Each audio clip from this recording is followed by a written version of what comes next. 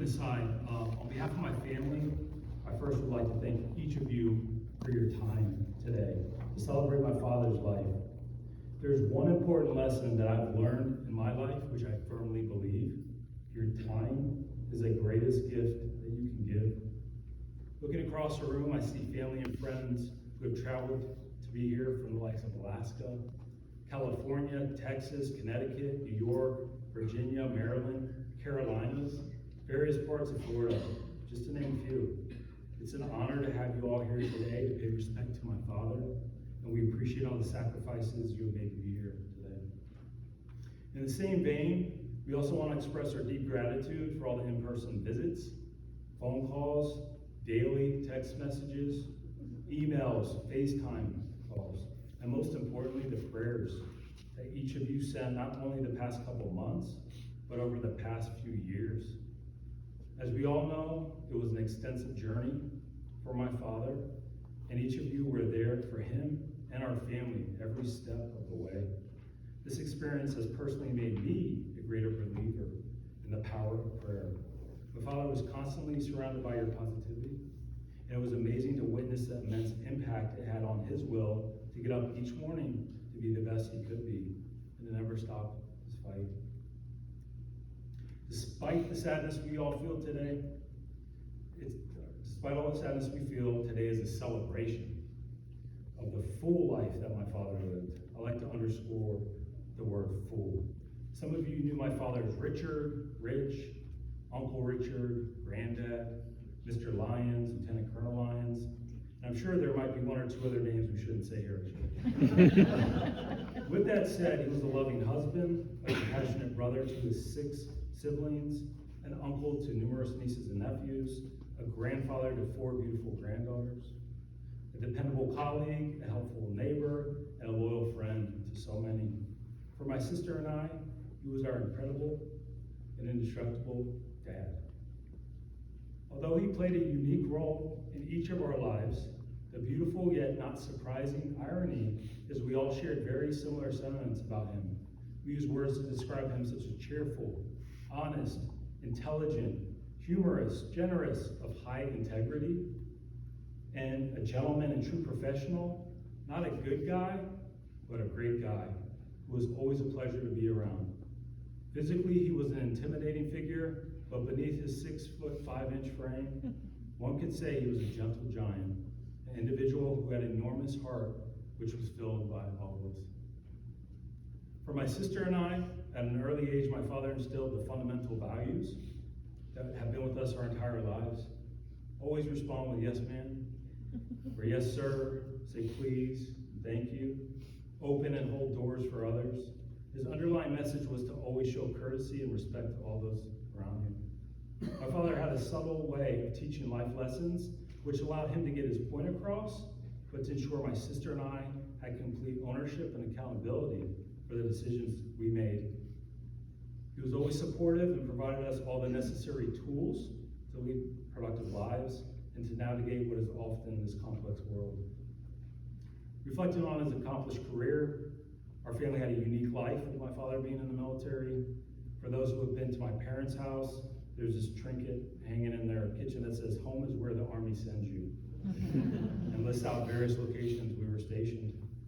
We would move on average every 2 or 3 years, and while looking back, it felt difficult at times, but it helped our family learn how to adapt to new places, how to comfortably meet people and make new friends, and provided us opportunity to see various parts of the world.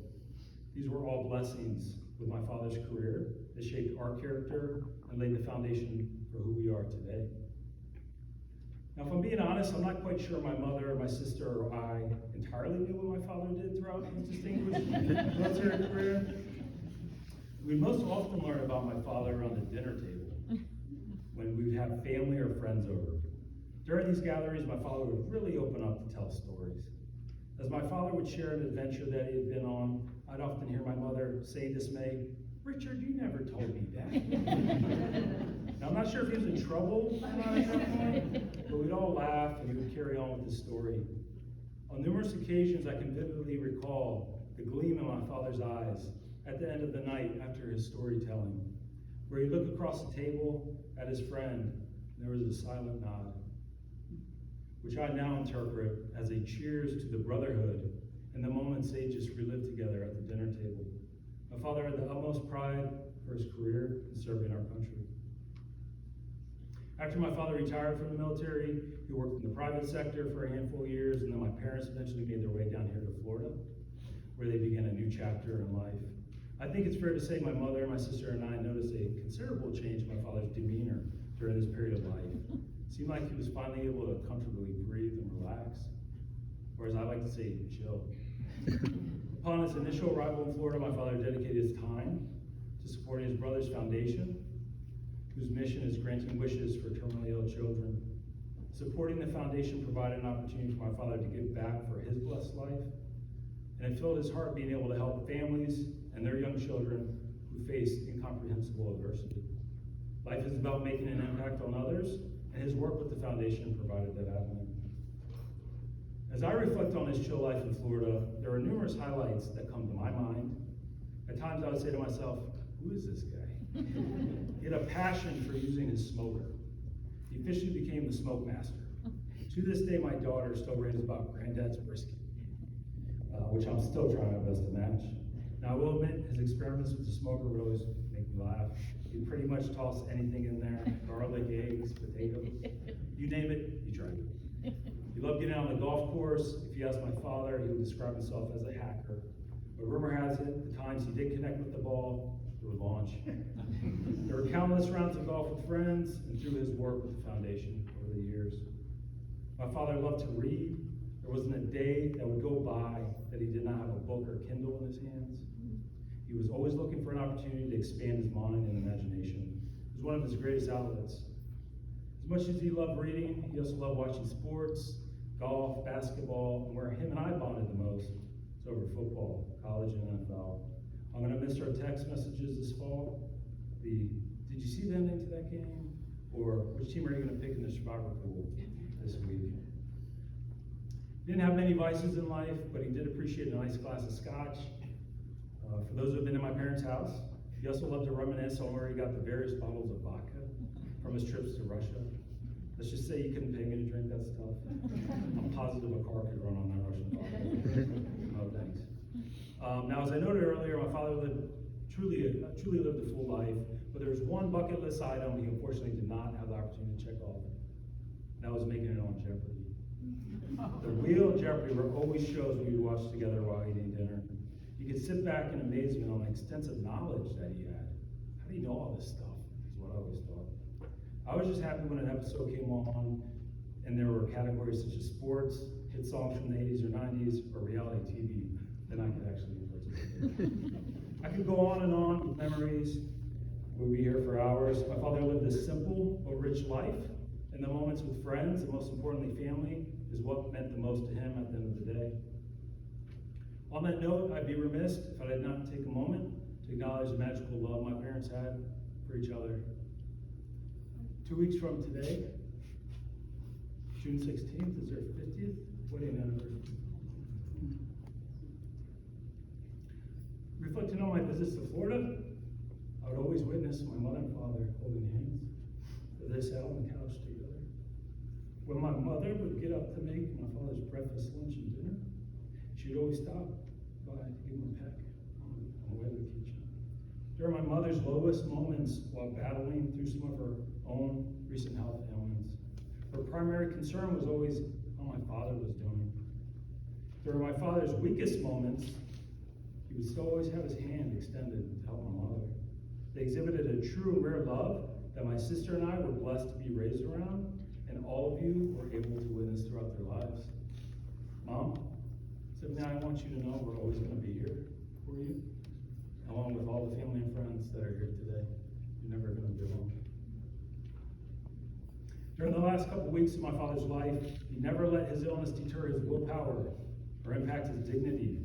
He was on his final mission, and it was miraculous to witness him execute against it. This was also one time in my life, or his life, where my sister and I were finally able to assist my father in his time of need. And I view that as a precious gift he gave us, one we will possess and cherish for the rest of our lives. To close out this eulogy today, I want to share a final brief story from the morning of May 1st, when my father courageously completed his journey. As I was sitting in my parents' bedroom shortly after my father took his last breath, I looked up at the wall, and something caught my eye for the first time. My father collected various prints from West Point, which he framed and hung throughout the house. This specific print on the wall depicts cadets on their graduation day all throwing their hats in the air, and at the bottom there are two distinct words: class dismissed. I'll repeat that: class dismissed. In that instant, I started reflecting on my entire life, and especially the moments from the last 2 weeks of his life. It all flashed before me. It was a surreal moment, and an immediate reminder of how my father was a teacher for all of us. When my father was initially diagnosed with his illness, he never said, "Why me?" He fought every single day throughout his journey and made a brave and selfless decision 18 months ago to focus on quality of life and to dedicate his greatest gift, his time, to all of us. This decision allowed my father to take back control and to do things his way. My father taught us that despite adversity in life, we must always show up every day. We should never give up. So again, he never displayed a "why me" attitude, but more of a "try me." With his gift of time, it allowed us all to visit, to call, to send those daily text messages, to pray for him, and most importantly, to tell him we loved him, which we did. My father left this world with no regrets, and the time he gave us allowed us to have no regrets.